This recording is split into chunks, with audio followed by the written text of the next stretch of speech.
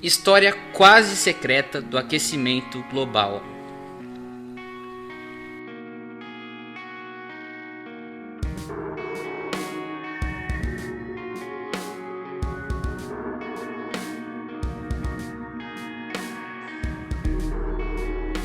A presente histeria mundial em torno do aquecimento global e a mobilização política articulada para controlar os seus alegados efeitos tem motivações bastante diferentes daquelas estabelecidas pelo papel e as responsabilidades da ciência como mola propulsora do progresso da humanidade. O fato é que uma legítima indagação científica sobre as funções do dióxido de carbono para o clima e a contribuição humana para o aumento das suas concentrações na atmosfera, que remonta ao século XIX, se viu alçada à condição de obsessão mundial e convertida numa pauta política que ameaça afetar drasticamente a matriz energética e os níveis de vida de todas as nações do planeta. Tal processo pouco tem a ver com a ciência em si, mas com a captura de fenômenos atmosféricos, como as mudanças de temperaturas e o buraco na camada de ozônio, pela agenda ambientalista do establishment, classe dirigente, anglo-americano. As motivações para a colocação em marcha desse processo remontam à década de 1950, quando a humanidade como um todo experimentava o período de mais rápida expansão do seu desenvolvimento socioeconômico. Tal impulso foi proporcionado pela reconstrução econômica do pós-guerra, o processo de descolonização na Ásia e na África e o arcabouço financeiro e monetário relativamente estável, proporcionado pelo sistema de Bretton Woods. Ao mesmo tempo, uma série de conquistas científico-tecnológicas contribuía para disseminar um intenso otimismo cultural. A Revolução Verde das variedades vegetais alimentícias de alto rendimento. Os avanços da medicina e da saúde pública, as telecomunicações, as perspectivas de uso pacífico da energia nuclear, a corrida espacial e outras. Naquele momento, a palavra de ordem era industrialização, principalmente entre os países subdesenvolvidos, muitos dos quais contemplavam ambiciosos planos de modernização econômica baseados na indústria. Em 1957, o comércio mundial de produtos industrializados superou pela primeira vez o de produtos primários e alimentos. Entre 1953 e 1963, a participação dos países subdesenvolvidos na produção industrial mundial subiu de 6,5% para 9%, uma alta de quase 50% com tendência ascendente. Foi nesse contexto que certos setores do establishment anglo-americano, que desde o início do século XX promoviam iniciativas que visavam o controle social, como a eugenia, melhoramento racial e o controle demográfico, colocaram em marcha o movimento ambientalista, com a criação de ONGs, de grandes ONGs internacionais, como a União Internacional para a Conservação da Natureza, o ICN, o Fundo Mundial para a Vida Selvagem, WWF, e a Fundação Conservação, as sementes da vasta rede de organizações que integram hoje o aparato verde. O sociólogo Donald Gibson, da Universidade de Pittsburgh, que esbarrou no ambientalismo durante as suas pesquisas sobre o contexto do assassinato do presidente estadunidense John F. Kennedy, descreve: no final da década de 1950 e início da de 1960, uma antiga inclinação existente entre alguns membros da classe superior estava prestes a se tornar um assunto nacional. Essa inclinação iria redefinir as conquistas da ciência e da tecnologia como ações malignas que ameaçavam a natureza ou como fúteis tentativas de reduzir o sofrimento humano, que, diziam, era o resultado da superpopulação. Essa tendência, em parte articulada com uma visão de mundo nos escritos de Thomas Malthus, toma o que podem ser preocupações razoáveis sobre temas como a qualidade do ar e da água e as reveste de uma ideologia profundamente hostil ao progresso econômico e à maioria dos seres humanos.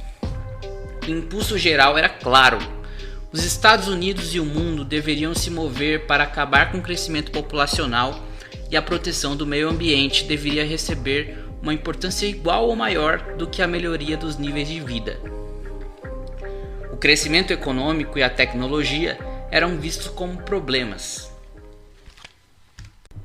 Em síntese, a estratégia hegemônica do establishment oligárquico visava basicamente transferir o controle dos processos de desenvolvimento dos estados nacionais para entidades supranacionais e não governamentais, consolidando estruturas de governo mundial ou governança global. 2. Erradicar o vírus do progresso entre os estratos educados da sociedade de todo o mundo, com a difusão do irracionalismo e da descrença nas conquistas científico-tecnológicas como motores do desenvolvimento. 3. Reduzir o crescimento da população mundial. 4. Controlar uma grande proporção dos recursos naturais do planeta. Por esses motivos, não admira que a agenda ambientalista não priorize os grandes problemas ambientais realmente enfrentados pela maioria da população mundial. Em vez disso, por exemplo, os verdes têm em seu currículo o banimento do inseticida DDT, responsável pela preservação de literalmente centenas de milhões de vidas em todo o mundo, evitando que fossem vitimadas por doenças transmitidas por insetos, o banimento dos clorofluorcarbonos, CFCs, versáteis produtos químicos que possibilitaram a popularização da refrigeração e seus incontáveis benefícios, um atraso de décadas nos usos pacíficos da energia nuclear, a obstaculização de incontáveis projetos de infraestrutura energética e viários, e outras façanhas de igual calibre. Enfim, quase invariavelmente, os alvos principais das suas ruidosas campanhas têm sido elementos que são sinônimos de bem-estar e progresso, principalmente nos países em desenvolvimento. Desde as fases iniciais da formação do movimento, o potencial de utilização dos fenômenos atmosféricos para sua agenda anti-desenvolvimento não passou despercebido pelos mentores do ambientalismo. Por isso, propostas como o estabelecimento de uma legislação internacional referente aos impactos das atividades humanas na atmosfera, a criação de um organismo supranacional para implementá-la e a imposição de custos adicionais na utilização de combustíveis fósseis, como impostos ou até mesmo o estabelecimento de cotas de emissões de carbono, CO2, vêm sendo discutidas há décadas e nada tem de novidades. Já em 1963, a Fundação Conservação patrocinou uma conferência sobre as implicações do crescente conteúdo de dióxido de carbono na atmosfera, a qual foi presidida por Charles David Keeling. O relatório da conferência alertava que a duplicação do CO2 prevista para o século XXI poderia provocar uma elevação de até 4 graus nas temperaturas, o que provocaria o derretimento de geleiras, elevação do nível do mar, inundação de áreas costeiras e outros problemas, cuja descrição se tornaria um lugar comum nos prognósticos catastrofistas sobre o assunto. Em contraste, no mesmo ano, a Organização das Nações Unidas para a Alimentação e Agricultura convocou uma conferência em Roma para discutir os efeitos do resfriamento global sobre a produção mundial de alimentos. O principal especialista ouvido foi o climatologista inglês Hubert H. Lamb, diretor do Centro de Pesquisas Climáticas da Universidade de East Anglia e um renomado especialista no estudo dos climas do passado, além de oposição da tese simplista de que o CO2 teria uma influência determinante no clima. Na segunda metade da década de 60, os estrategistas do establishment transatlântico já se encontravam numa fase avançada da agenda de erradicação do vírus do progresso, com a substituição pelo conceito malthusiano dos limites do crescimento, para cuja promoção explícita foi criado o Clube de Roma, em 1968. A operacionalização do movimento ambientalista era uma peça fundamental da estratégia. um dos principais centros organizativos do ambientalismo foi o Instituto Aspen de Estudos Humanísticos, sediado em Aspen, Estados Unidos, cuja figura central era Robert Orville Anderson, presidente da companhia petrolífera Atlantic Richfield, vinculada à Standard Oil da família Rockefeller. O impacto negativo do crescimento populacional sobre todo o ecossistema do nosso planeta está ficando muito evidente. O rápido crescimento mundial da exportação de suprimentos de energia e água é um caso de preocupação profunda. E as conversas são sobre os produtos que a indústria aberta vem colocando na atmosfera a níveis perigosos.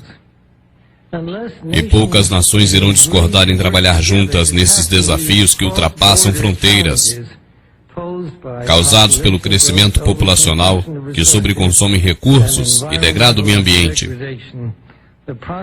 As projeções de uma vida decente em nosso planeta estão ameaçadas. As Nações Unidas podem e devem usar um caminho essencial, mostrando como o mundo pode encontrar um meio satisfatório de estabilizar a população mundial e estimular o desenvolvimento econômico na maneira dessas considerações sensitivas, morais e religiosas.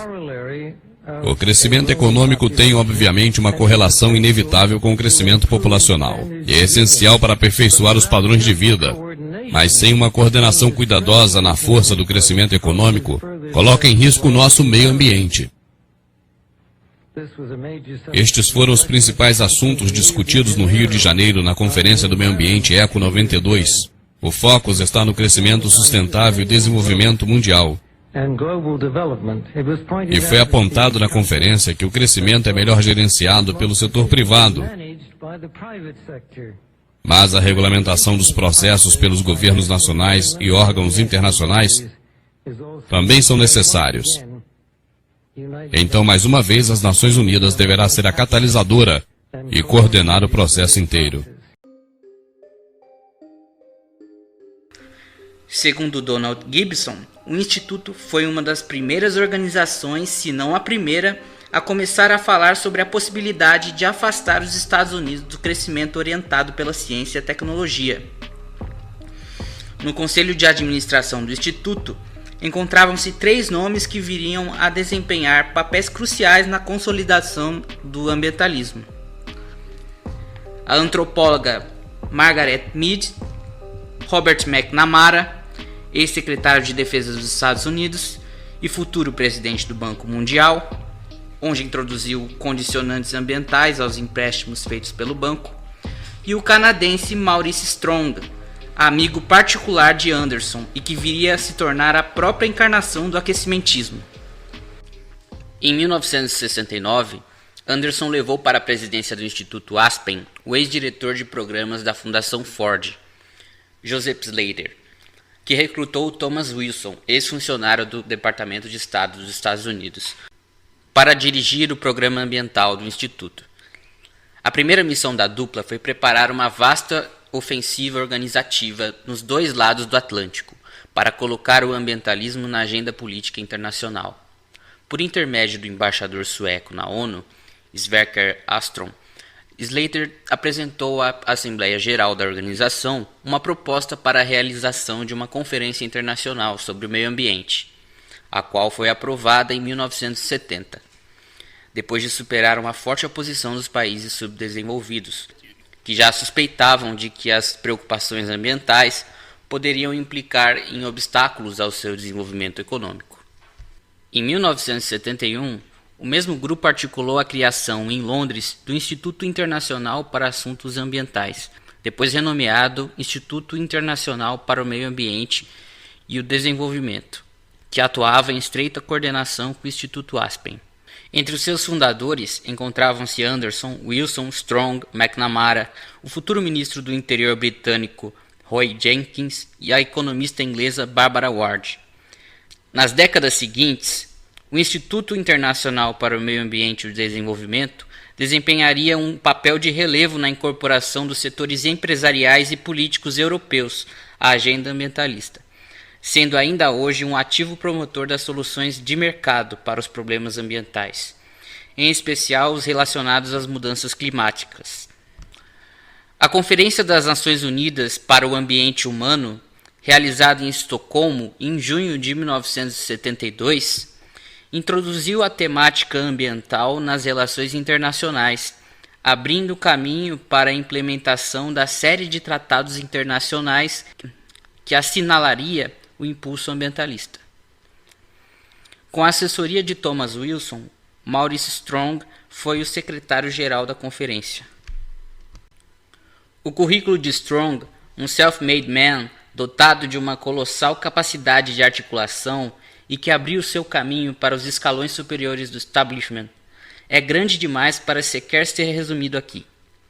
Para os nossos propósitos, basta citar que ninguém o supera no papel de articulador do movimento ambientalista, atuando em numerosas posições de alto nível como empresário, funcionário do governo do Canadá, superburocrata da ONU, membro de conselhos de administração de fundações e ONGs e várias outras. Os leitores interessados podem completar a lista fazendo a sua própria pesquisa via Google ou consultando o livro de sua compatriota Elaine Dewar, Uma Demão de Verde, no qual é um dos principais protagonistas. Antes de ser colocado à testa da Conferência de Estocolmo, Strong havia sido executivo-chefe da empresa de energia Power Corporation e participado diretamente da criação de 2 órgãos oficiais do governo canadense dedicados à ajuda ao exterior, a Agência Canadense de Desenvolvimento Internacional e o Centro de Pesquisas sobre o Desenvolvimento Internacional. Além disso, tinha numerosos vínculos e negócios com a família Rockefeller e Robert O. Anderson. Tais condições o colocavam em situação privilegiada para assumir o papel de executivo-chefe do movimento ambientalista em fase de internacionalização, inclusive com a sua incorporação ao aparelho das Nações Unidas. Elaine Dewar descreve a atuação de Strong em Estocolmo. Quando a Conferência de Estocolmo foi instalada, em 1972, Strong advertiu urgentemente sobre o advento do aquecimento global, a devastação das florestas, a perda da biodiversidade, os oceanos poluídos e a bomba relógio populacional. How important do you think that the size of Earth's population is at this moment? Well, it's happening, in some countries already. Japan, for example. Japan is facing a decline in population. Many other countries are facing a decline in population. So demographics is not just universal around the world. And the population growth is mostly in the developing countries, in the poor countries. And they're the ones that are not so able to support such increases. So it is an issue, no question about it. The problem really is we haven't learned how to cooperate on these issues. The Earth is still a system of individual countries, each one pursuing its own interest, very often at the expense, not worrying about the cost to the rest of the world. So we have to really cooperate more than we have ever been willing to do. We have to cooperate if our own future is to be secure, and there is very little evidence that that is happening sufficiently. The real challenge to Rio Plus 20 is to give that movement some new momentum. Ele sugeriu um imposto sobre a movimentação de cada barril de petróleo e o uso desses fundos para criar uma grande burocracia da ONU, para chamar a atenção sobre a poluição onde quer que ela se encontrasse. Na medida em que eu lia esse velho discurso, eu compreendia que ele quase poderia ser repetido na Cúpula do Rio, em 1992. Como essas mesmas questões podiam estar na mesa 20 anos depois? Um dos desdobramentos da Conferência de Estocolmo foi a criação do Programa das Nações Unidas para o Meio Ambiente, PNUMA, sendo que o primeiro diretor executivo nomeado foi Maurice Strong. No cargo, que ocupou até 1975, ele promoveu ativamente a popularização das supostas ameaças para a atmosfera, representadas pelo uso de combustíveis fósseis e produtos químicos supostamente agressivos para a camada de ozônio. Esta última, uma teoria alarmista que também dava os seus primeiros passos e seria crucial para a agenda ambientalista, como veremos adiante. Em especial, Strong articulou uma aproximação do PNUMA com a Organização Meteorológica Mundial, OMM, criando o arcabouço institucional para a politização dos temas climáticos, com um crescente envolvimento da comunidade científica e de representantes de ONGs ambientalistas, que cada vez mais eram envolvidas nos processos de formulação de políticas.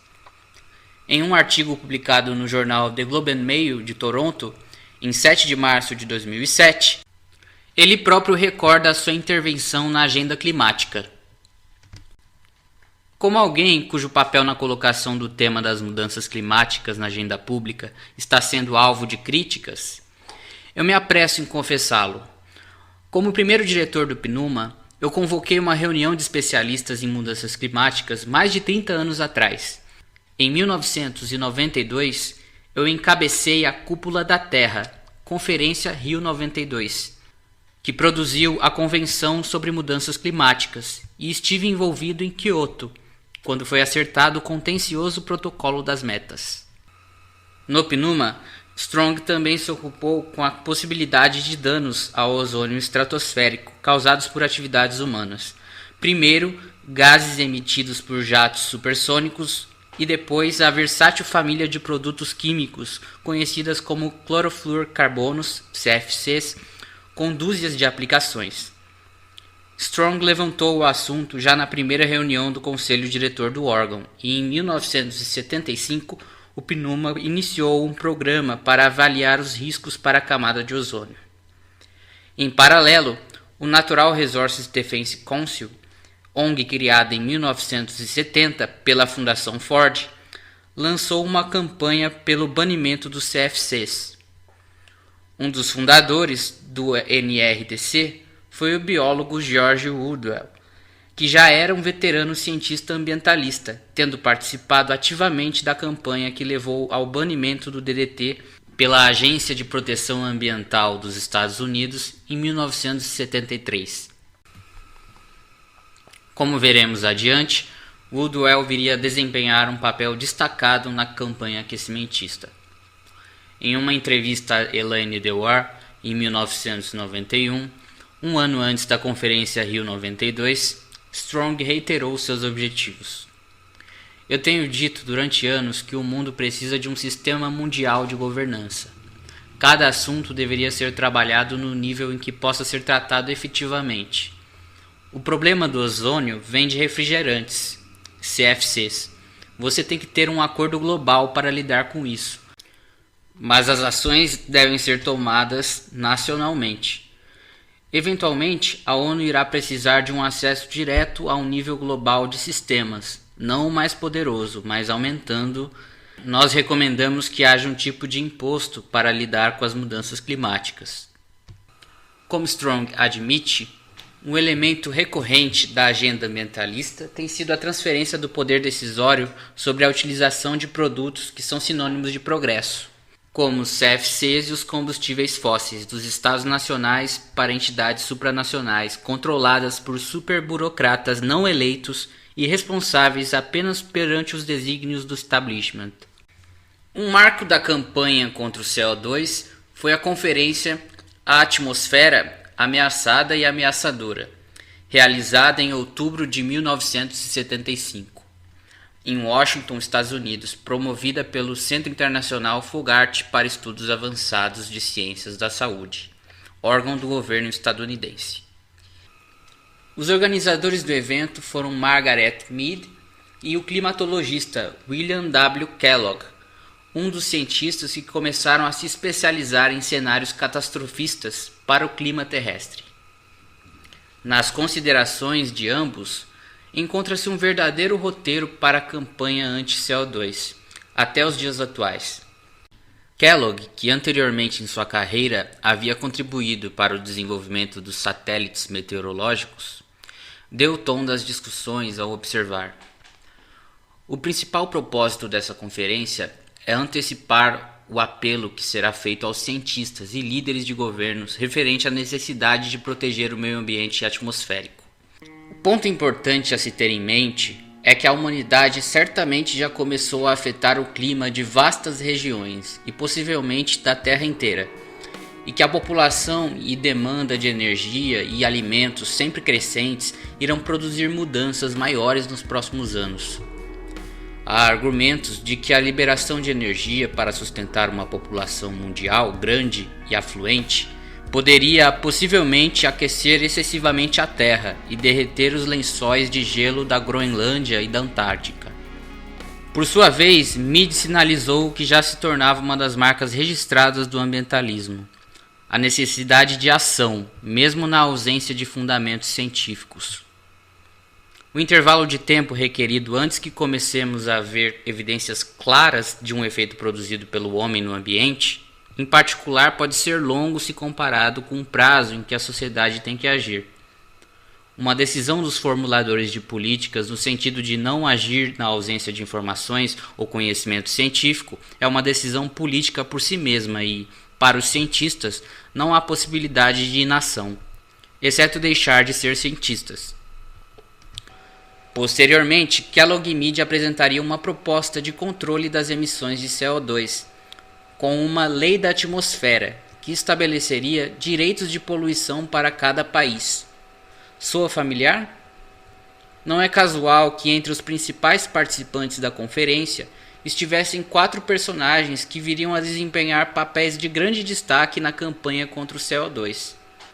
O físico John Holdren, um notório malthusiano que atualmente é o principal assessor científico do presidente Barack Obama, o já conhecido biólogo George Woodwell, o climatologista Stephen Schneider, um dos principais organizadores das atividades do IPCC, e James Lovelock, que se notabilizaria pela formulação do coquetel de pseudociência e misticismo conhecido como hipótese de Gaia. Tudo isso acontecia em meio a uma queda de temperaturas que se observava desde meados da década de 1940, a ponto de muitas advertências, não raro em tom alarmista, estarem sendo feitas sobre o resfriamento global ou uma iminente era glacial.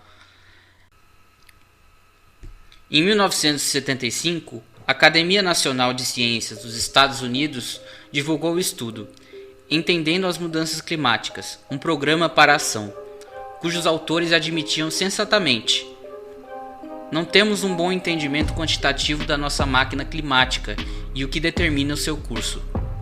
Sem o entendimento fundamental, não parece possível prever o clima. A observação permanece tão válida como na época e deveria ser recordada sempre que alguém apontar os sumários para formuladores de políticas do IPCC como fontes abalizadas para fundamentar decisões políticas de alcance tão fundamental para a humanidade.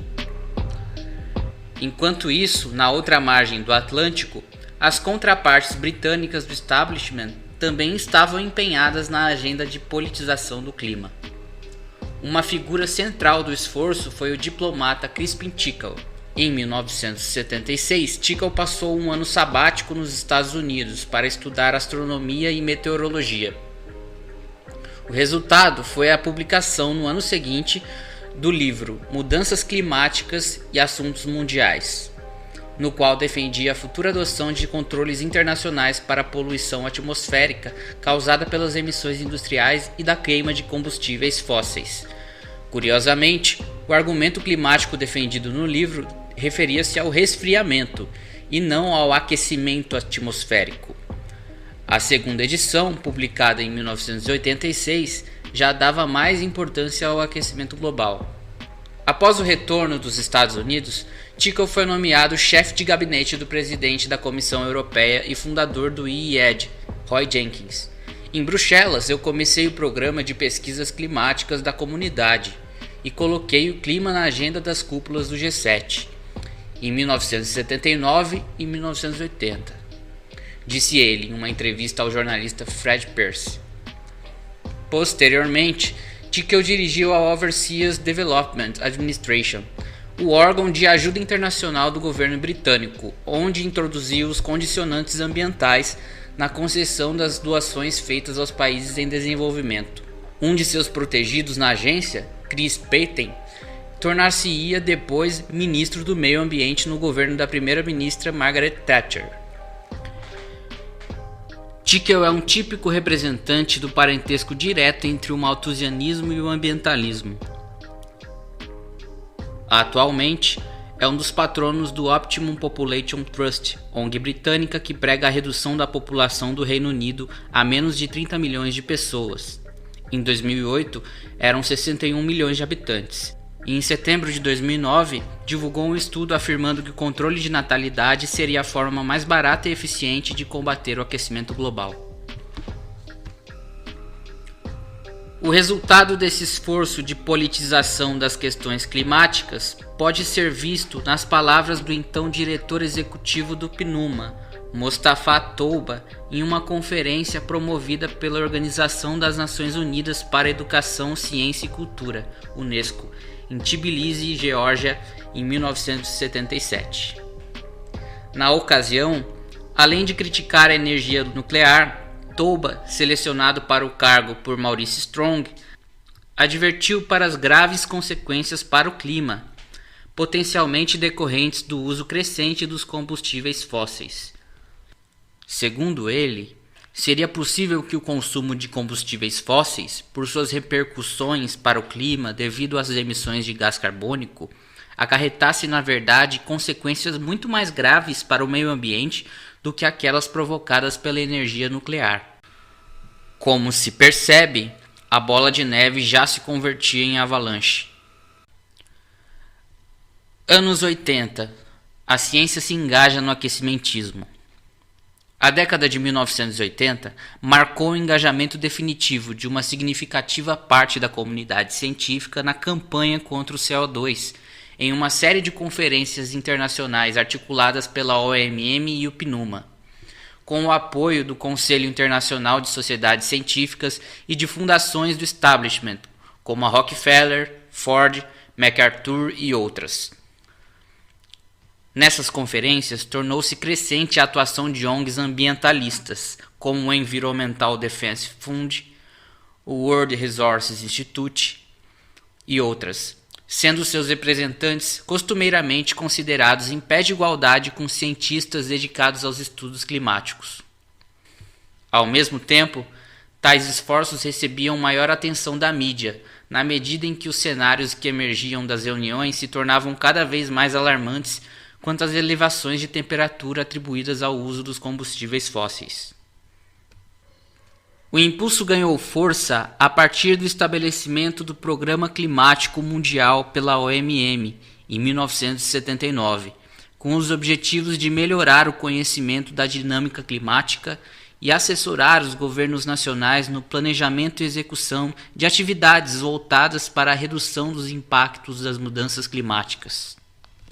Em 1983, o movimento ambientalista recebeu um grande reforço com a criação da Comissão Mundial sobre o Meio Ambiente e Desenvolvimento, mais conhecida pelo nome de sua principal coordenadora, a ex-primeira-ministra norueguesa Gro Harlem Brundtland, cujo objetivo era o de promover orientações práticas para uma conciliação entre a proteção ambiental e as necessidades de desenvolvimento, em especial nos países do chamado Terceiro Mundo.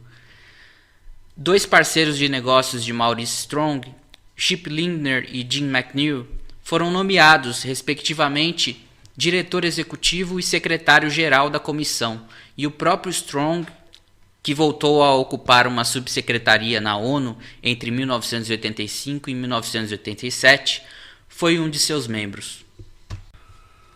Após deixar o PNUMA em 1975, Strong havia retornado ao Canadá, onde, além de tocar os seus negócios privados, foi nomeado executivo-chefe da empresa petrolífera paraestatal Petro-Canadá e diretor do IDRC, além de manter o posto de conselheiro da Fundação Rockefeller. Foi a partir desse período que as elites dirigentes do Canadá se juntaram decisivamente às suas contrapartes dos Estados Unidos e do Reino Unido para promover o ambientalismo em escala mundial. Em 1985, realizou-se em Villach, Áustria, a Conferência Internacional sobre a Avaliação do Papel do Dióxido de Carbono e outros gases de efeito estufa nas variações climáticas e impactos associados.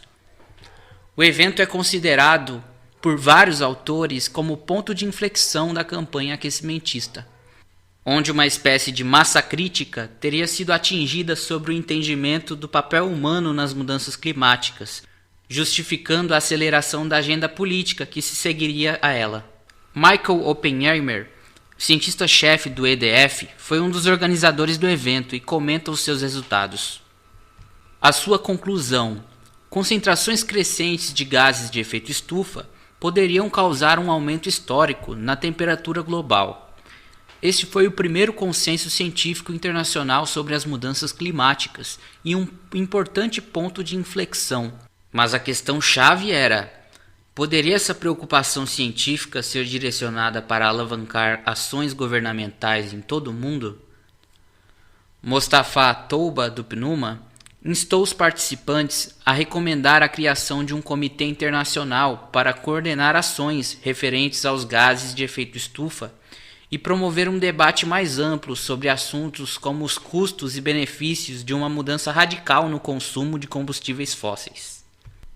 Após o evento, o PNUMA, a OMM e o ICSU criaram o Grupo Assessor sobre Gases de Efeito Estufa, AGGG em inglês. Oppenheimer descreve uma das principais características do grupo: a prevalência dos cientistas ambientalistas.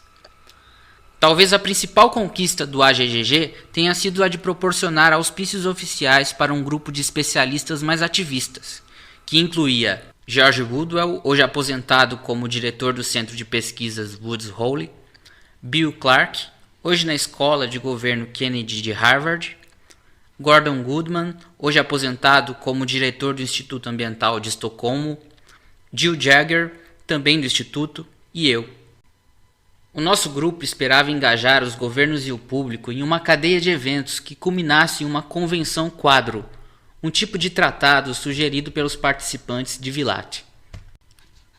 Na verdade, embora não tenha representado qualquer avanço real no conhecimento científico dos fenômenos climáticos, o que a Conferência de 1985 assinalou foi a captura definitiva do tema pelo vasto conjunto de interesses que se oculta por trás do aparato ambientalista internacional, tendo as ONGs assumido de vez um papel protagonista. Os prognósticos para as faixas de aumentos de temperaturas em função de uma duplicação do CO2 atmosférico não variaram significativamente desde a década de 1980, sendo comparáveis aos números mais recentes produzidos pelo IPCC, a despeito dos progressos alegados pelo organismo na redução de incertezas e na sofisticação dos modelos matemáticos utilizados para fundamentar as suas projeções alarmistas. Não obstante, a partir da conferência, o foco das discussões se orientou cada vez mais para a suposta necessidade de controle do uso de combustíveis fósseis. A mensagem efetiva foi: chega de discussões e vamos à ação. O empenho de Touba em Villach se deveu em grande medida ao sucesso obtido pelo PNUMA na campanha paralela para a proteção da camada de ozônio, que o órgão vinha implementando desde a década anterior. Em março de 1985, a campanha havia ganhado um forte impulso com a realização da Convenção de Viena para a proteção da camada de ozônio, como afirma Wendy E. Frantz. Peter Usher, um dos principais representantes do PNUMA nas negociações sobre ozônio, observa que, como resultado do sucesso das negociações da Convenção de Viena, o PNUMA encontrara um nicho como intermediário de convenções, e este era um papel que o órgão queria manter. Touba e os cientistas envolvidos nas reuniões de Villach viram uma janela de oportunidade pela qual poderiam promover as mudanças climáticas. Eles viam o acordo sobre o ozônio como um marco no tratamento das questões ambientais globais. Em maio seguinte, a campanha se reforçou ainda mais com o anúncio sobre a existência de um buraco na camada de ozônio na Antártica. Embora as rarefações cíclicas nas concentrações de ozônio na estratosfera fossem conhecidas desde a década de 1920, bem antes de os CFCs entrarem em uso industrial em grande escala, o fenômeno ganhou manchetes de primeira página em todo o mundo e foi imediatamente apontado como a prova de que o homem estaria afetando o ozônio estratosférico. O alarmismo prevalecente aplainou o caminho para a aprovação do Protocolo de Montreal, em 1987, no qual foi estabelecido um calendário para o banimento daqueles produtos. As repercussões da campanha anti-CFC se somaram às da investida anti-CO2 para elevar o alarmismo climático a níveis inusitados. O aparato ambientalista não perdeu tempo em aproveitar tais oportunidades. A partir de 1986, dezenas de milhões de dólares provenientes das grandes fundações do establishment jorraram nas contas bancárias das principais ONGs para a promoção de histórias assustadoras sobre a degradação da camada de ozônio e o aquecimento global. Apenas o WRI recebeu 25 milhões de dólares da Fundação MacArthur para informar o público sobre os perigos da degradação do ozônio e o aquecimento global. Posteriormente, o WRI começou a propor um imposto sobre os combustíveis fósseis para reduzir as emissões de CO2. Se a sugestão parece familiar, a presença de personagens conhecidas no conselho de administração da ONG talvez ajude a explicá-la. Robert O. Anderson, Robert McNamara, George Woodwell e Mostafa Touba. Em paralelo com esses acontecimentos, Maurice Strong propôs a realização de uma nova Conferência Ambiental Internacional em 1992, para marcar os 20 anos da Conferência de Estocolmo. Para organizar a conferência, em 1989, Strong retornou à ONU como subsecretário-geral e, sem surpresa, foi indicado para ser o secretário-geral da conferência, repetindo a posição ocupada em Estocolmo. Outro apoio fundamental veio de Crispin Tickel, que havia sido nomeado embaixador britânico na ONU. O próprio Tickel fala sobre a sua atuação. Eu estabeleci um ativo grupo sobre meio ambiente, que se reunia no escritório da missão britânica. Nós convidamos embaixadores de alguns países-chave para começar, mas cada vez mais pessoas queriam ser chamadas. A ideia se tornou infecciosa e o nosso grupo se tornou bastante influente. Na entrevista ao jornalista Fred Pearce, Tickel atribui a si a ideia original da conferência, mas a bravata parece ser resultado de um conflito de egos. Em 1987, o AGGG realizou 2 oficinas para implementar a agenda de engajar os governos e o público.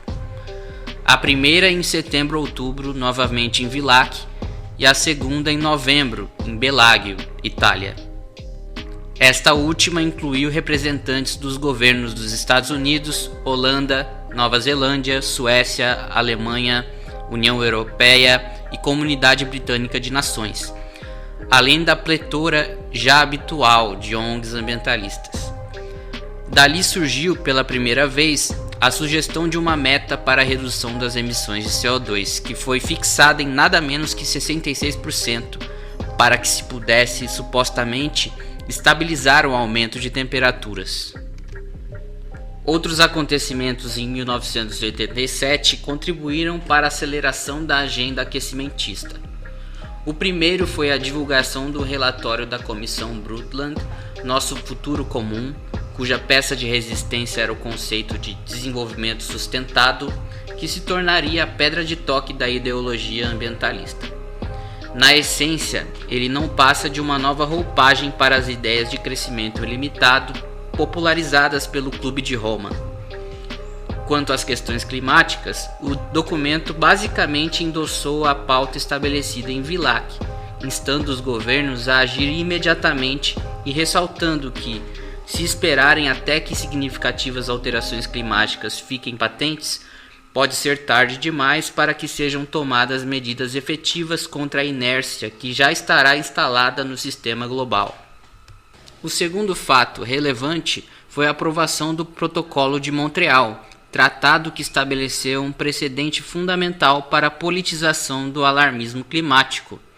Apesar de comumente apregoado como o mais bem-sucedido tratado internacional de todos os tempos, a adesão ao protocolo, principalmente por parte dos países em desenvolvimento, resultou em grande medida de pressões políticas. O artigo 4 do tratado, intitulado Controle do Comércio com as Não-Partes, previa pesadas sanções aos países que recusassem a adesão, inclusive embargos comerciais e a proibição de exportações dessas substâncias controladas aos não signatários. O alcance do tratado pode ser avaliado pelas cândidas declarações do seu principal negociador estadunidense, o diplomata Richard Benedict, no livro que publicou em 1991. O Protocolo de Montreal determinou significativas reduções no uso de vários produtos químicos extremamente úteis. Pela sua ação, os países signatários assinaram a sentença de morte para uma importante parte da indústria química internacional, com implicações de bilhões de dólares em investimentos e centenas de milhares de empregos em setores correlatos. O protocolo simplesmente não prescreveu limites para esses produtos com base na melhor tecnologia possível, que teria sido a maneira tradicional de reconciliar objetivos ambientais com os interesses econômicos. Em vez disso, os negociadores estabeleceram datas limite para a substituição de produtos que haviam se tornado sinônimos de padrões de vida modernos, ainda que as tecnologias requisitadas ainda não existissem. Na época das negociações e da assinatura, não existia nenhuma evidência de problemas mensuráveis. Assim, ao contrário de acordos ambientais do passado, o tratado não foi uma resposta a acontecimentos ou eventos judiciais, mas uma ação preventiva em escala global. Aí está a admissão às claras de que inexistiam quaisquer evidências científicas que justificassem medidas tão drásticas. E para completar, Benedict também não faz segredo sobre a relevância do protocolo para as futuras negociações sobre aquecimento global. Os mecanismos que nós recebemos para o protocolo servirão muito provavelmente de modelo para as instituições criadas para controlar o efeito estufa e a adaptação às mudanças climáticas. É significativo que, antes de ser destacado para as negociações do Protocolo de Montreal, Benedict chefiava o gabinete de população do Departamento de Estado, onde defendia a aplicação de draconianas políticas de controle demográfico nos países subdesenvolvidos. Em uma repetição do que havia ocorrido antes com o DDT, os principais fabricantes de CFCs e similares na América do Norte, Europa e Japão, cujas patentes estavam no fim, embora tenham inicialmente oferecido resistência à campanha ambientalista, acabaram não sendo muito afetados pelas restrições aos seus produtos, pois prontamente apresentaram uma nova família de substitutos: os hidrofluorcarbonos, HFCs.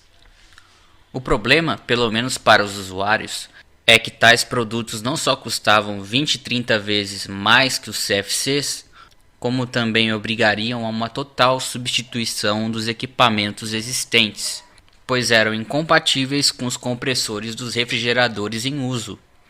Além disso, ironicamente, os HFCs foram logo apontados como poderosos gases de efeito estufa, 10.000 vezes mais eficientes que o CO2, o que ensejou um adendo ao Protocolo de Montreal, determinando que deixem de ser usados até 2030 e, possivelmente, substituídos por novos produtos ainda mais caros.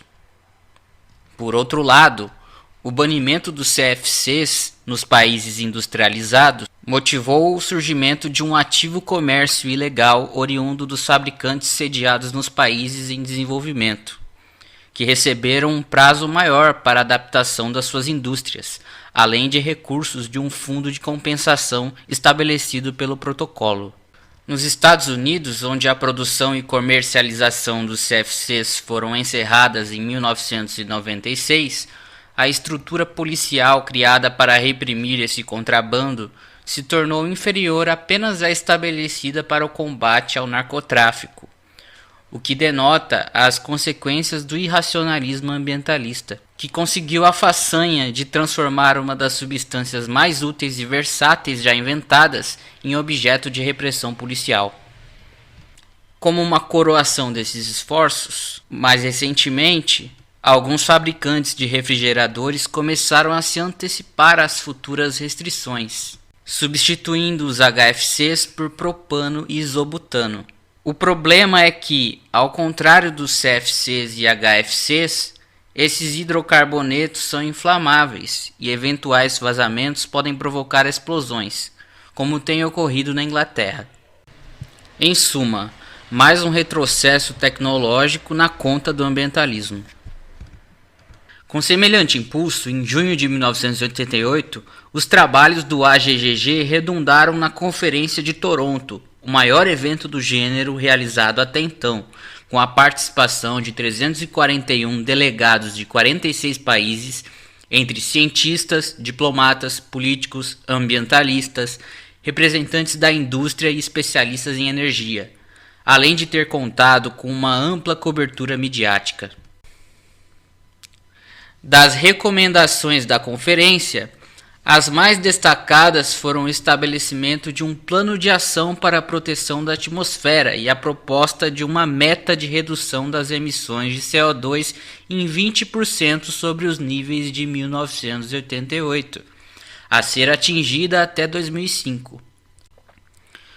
Wendy France observa que a determinação do número-alvo nada teve a ver com a ciência, mas resultou de um compromisso entre os representantes das ONGs ambientalistas e os defensores das energias alternativas e da eficiência energética.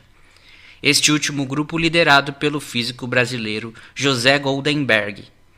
Segundo ela, a agenda da conferência foi efetivamente sequestrada pelas ONGs. Por casualidade, o verão de 1988 foi extremamente quente no hemisfério norte, com ondas de calor em vários países como a Rússia e Estados Unidos, onde o rio Mississippi atingiu os níveis mais baixos em um século. O fenômeno levou uma dupla de senadores estadunidenses a convocar audiências para discutir as suas causas. Um dos cientistas convocados foi James Hansen, do Instituto Goddard de Estudos Espaciais, da Administração Nacional de Aeronáutica e Espaço, NASA, que eletrizou o país e ganhou repercussão mundial ao afirmar que o aquecimento global havia chegado para ficar, e ele tinha 99% de certeza de que o homem era o responsável. Da mesma forma, Hansen prognosticou que 1988 seria o ano mais quente já registrado, a menos que haja algum resfriamento notável e improvável até o final do ano. Apesar de, logo em seguida, as águas do Oceano Pacífico Oriental terem experimentado um severo processo cíclico de resfriamento, conhecido como La Nina, que liquidou o prognóstico de Hansen para o ano, o que ficou marcado na opinião pública foram seus 99% de certeza. Desde então, Hansen tem sido um dos mais vociferantes propagandistas do aquecimento global antropogênico, mesmo tendo sido flagrado várias vezes fazendo uso de práticas fraudulentas para justificar os seus prognósticos alarmistas, que têm sido criticados por muitos cientistas, inclusive da própria NASA.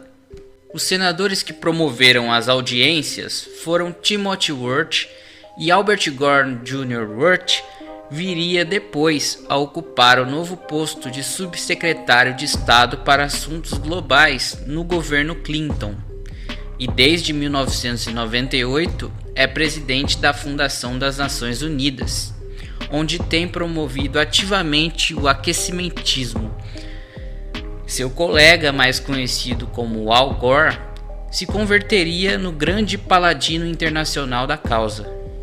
Com todo esse quadro, ao final de 1988, não foi difícil ao OMM e ao PNUMA conseguirem o apoio político necessário para a criação do IPCC, órgão que passaria a centralizar os esforços para a obtenção de uma aparência de consenso científico sobre o aquecimento global e suas causas.